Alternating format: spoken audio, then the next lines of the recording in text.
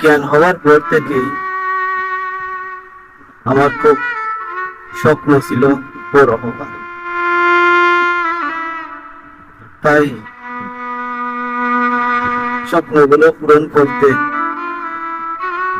আমার এই প্রবাসে আসবে।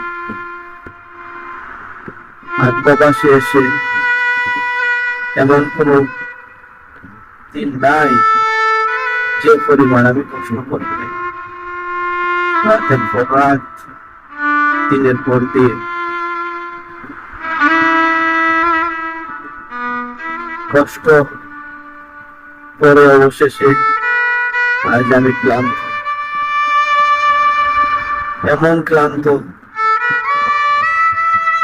জীবনের হিসাব এখন আর মিলাতে পারি না।